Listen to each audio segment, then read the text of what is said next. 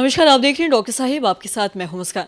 दर्शकों, आज के इस एपिसोड में हम बात करेंगे और ये जानेंगे कि आईवीएफ और इक्सी से किस तरीके से बच्चा पैदा किया जाता है, क्या कुछ प्रोसीजर होता है, क्या कुछ तकनीक यूज़ किया जाता है और कैसे किया जाता है। इसी पे आज हम तमाम जानकारी लेंगे और इसी पे खास बातचीत करने के लिए आज हमारे साथ मौजूद है बिहार के जाने माने IVF specialist doctor Himanshu Roy. Sir नमस्कार, बहुत बहुत स्वागत है आपका। नमस्कार। सर, आपसे जानना चाहेंगे, अगर हम आईवीएफ और इक्सी की बात करें तो इसका जो प्रोसीजर है, जो तकनीकी यूज़ की जाती है, किस तरीके से इससे बच्चा पैदा किया जाता है, वो हमारे दर्शक ज़रूर जानना चाहेंगे, तो इस बारे में आप थोड़ा बताएं।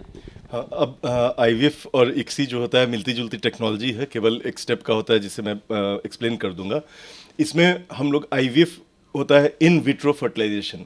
जो नेचुरल फर्टिलाइजेशन होता है, जो गर्भाधान होता है, उसमें पुरुष का जो स्पर्म रहता है वो आफ्टर इंटरकोर्स जो रहता है, संभोग के बाद स्पर्म्स वेजाइना में डिपॉजिट होते हैं और वहाँ से वो स्पर्म्स यूट्रस के माध्यम से और फिर उसके फैलोपियन ट्यूब के माध्यम से ट्यूब में पहुंचते हैं, जहाँ पे कि औरत का एग्स जो रहता है वो ओवरी से निकल के ट्यूब के रास्ते से वहाँ पे आया रहता है। तो ट्यूब के ही पोर्शन में नेचुरल फर्टिलाइजेशन होता है।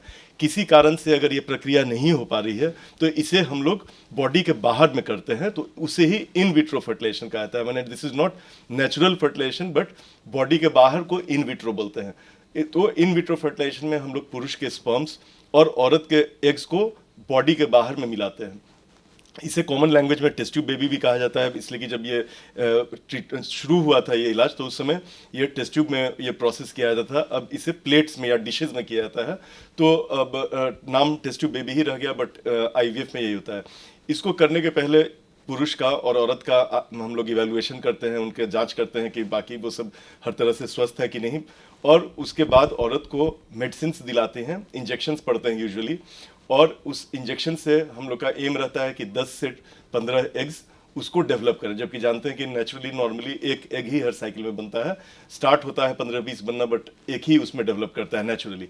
आईवीएफ में हम लोग ड्रग्स देते हैं ओवुलेशन इंड्यूस करने वाला, जिसको कि बॉडी के जो हार्मोन्स होते हैं उसी को उन्हीं हार्मोन्स को दिलाते हैं और उससे एग्स का नंबर बढ़ जाता है।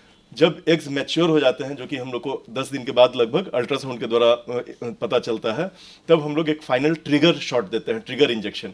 और ट्रिगर इंजेक्शन देने के 2 दिन के बाद में बेहोश करके अल्ट्रासाउंड के ही गाइडेंस में, जिसमें कि फॉलिकल्स हम लोग दिखते रहते हैं ओवरी के अंदर में, उसी फॉलिकुलर फ्लूइड में जो पानी रहता है उसके अंदर, हर फॉलिकुलर फ्लूइड के अंदर में एक फॉलिकल के अंदर एक एग होने की संभावना रहती है।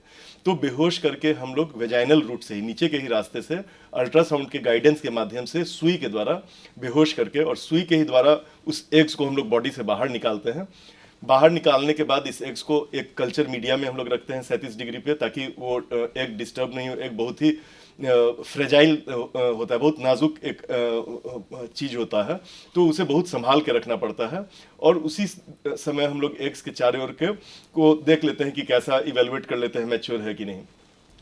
आईवीएफ तकनीक में हम लोग जो हस्बैंड का सीमेन होता है वो उसी दिन सीमेन देते हैं, या उनका फ्रोजन सीमेन भी कभी कभी रखा रहता है। इस सीमेन को हम लोग लेकर वॉश करते हैं और जो स्पर्म्स अच्छे रहते हैं उन्हें इस एग्स के पास में हम लोग डाल देते हैं। और ये जो डिशेज रहते हैं, ये एक स्पेशल इंक्यूबेटर, जो फ्रिज नुमा एक स्ट्रक्चर होता है, जिसके अंदर वैसा ही एटमॉस्फेयर रहता है, वैसा ही एनवायरनमेंट रहता है जैसा कि बॉडी के अंदर में यूट्रस के अंदर रहता हो। तो इसे यूजुअली CO2 इंक्यूबेटर बोलते हैं, उसी के अंदर ये एग्स को रखा रहता है। तो जो हम लोग स्पर्म लेते हैं पुरुष का, हर एक के पास में हम लोग लगभग 1 लाख स्पर्म्स को इंसेमिनेट करते हैं, उसके चारों ओर डाल देते हैं। तो जैसे अगर 10 एग है तो हर एक के अराउंड मैंने 50,000 से लेके 1 लाख तक स्पर्म्स को डाला जाता है, और डाल के इसको हम लोग छोड़ देते हैं। और अगले दिन जब हम लोग देखते हैं तो एग्स के अगल बगल के जो सेल्स होते हैं उन्हें हटा दिया जाता है, इसे डेन्यूडिंग बोलते हैं, और उसमें तब पता चलता है कि वो फर्टिलाइज हो पाया कि नहीं। इसे पीएन स्टेज भी बोलते हैं, अगले दिन जो हम प्रो न्यूक्लियर स्टेज बोलते हैं। और जो फर्टिलाइज होने पे 2 न्यूक्लियस उसमें देखते हैं, और उसके बाद में फिर वो फर्दर डेवलपमेंट के लिए उसको छोड़ा जाता है इंक्यूबेटर में ही, और 3 से 5 दिनों में वो क्लीवेज स्टेज एम्ब्रियो डिवाइड करके एक से बन जाता है बच्चा, या 5th डे तक ब्लास्टोसिस स्टेज बन जाता है। तो जितने एग्स बने हैं, जरूरी नहीं कि सब के सब फर्टिलाइज हो जाएं सक्सेसफुली, या सब में क्लीवेज शुरू हो जाए, वो बटना शुरू हो जाए, या वो डेवलप होकर ब्लास्टोसिस्ट ही बन जाए। बट जितने भी एम्ब्रियोज बने रहते हैं उसमें से फिर हम लोग जो बेस्ट क्वालिटी का 1 या 2 एम्ब्रियो होता है, या जिसे भ्रूण बोलते हैं, या बच्चा एक तरह का समझ लीजिए, उसे लेकर फिर औरत के यूट्रस में नीचे के ही रास्ते से प्लास्टिक का एक बहुत मुलायम नली होता है, एम्ब्रियो ट्रांसफर कैथेटर उसको बोलते हैं, उसके द्वारा हम लोग यूट्रस में उसको डाल देते हैं। और डालने के बाद कुछ दवाएं दी जाती हैं जिससे कि वो उसको प्रेगनेंसी होने में वो मददगार हो, जो प्रोजेस्टेरॉन हार्मोन्स रहते हैं उसकी दवाएं या सुई या वेजाइनल कैप्सूल्स पड़ते हैं। और 15 दिन के बाद हम लोग फिर देखते हैं ब्लड टेस्ट से कि वो भ्रूण जो था वो उसमें इम्प्लांटेशन हो पाया कि नहीं, उसमें आरोपित हो पाया कि नहीं।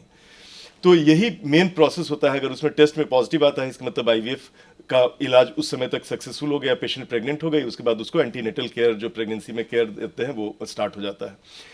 इक्सी में बस केवल एक स्टेप ऐड होता है। जैसा मैंने बताया कि हर एग के लिए आईवीएफ में लगभग 1 लाख स्पर्म चाहिए, लेकिन कुछ लोगों को स्पर्म्स बहुत कम रहते हैं या जीरो स्पर्म रहते हैं और एग्स स्पर्म्स को टेस्टिस में से निकालना रहता है।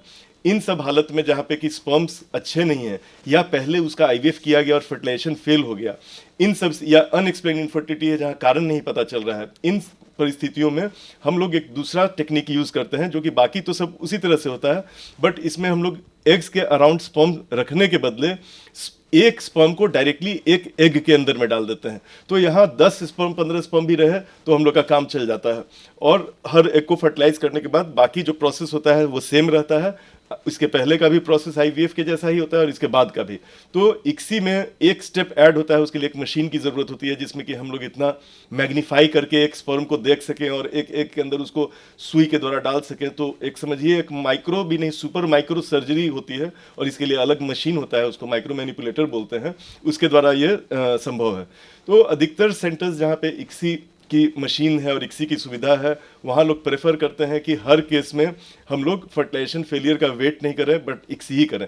तो भले हम मरीज को लगता है कि आईवीएफ हो रहा है लेकिन वास्तव में वो एक स्टेप और आगे का ही हम लोग टेक्निक यूज़ करते हैं, इक्सी बोलते हैं। बट चूंकि औरत में दोनों ही हालत में एक ही तरह की दवाएं, एक ही तरह का प्रोसीजर होता है, इसीलिए औरत को कोई फ़र्क इसमें नहीं पड़ता है। सर बहुत बहुत शुक्रिया तमाम जानकारी देने के लिए। तो आशा करते हैं दर्शकों कि आप भी समझ पाए होंगे कि क्या कुछ तकनीकी या फिर किस प्रोसीजर से आईवीएफ किया जाता है या फिर इक्सी किया जाता है और दोनों में क्या कुछ अंतर है, जैसा कि डॉक्टर साहब ने बताया। तो आशा करते हैं दर्शकों की जो तमाम जानकारी है आपके लिए लाभदायक रही हो। तो आज की इस वीडियो में इतना ही। अगर आपने अब तक हमारे चैनल को सब्सक्राइब नहीं किया तो तुरंत कर ले, साथ ही हमारे फेसबुक पेज को लाइक करें। वीडियो देखने के लिए आपका धन्यवाद।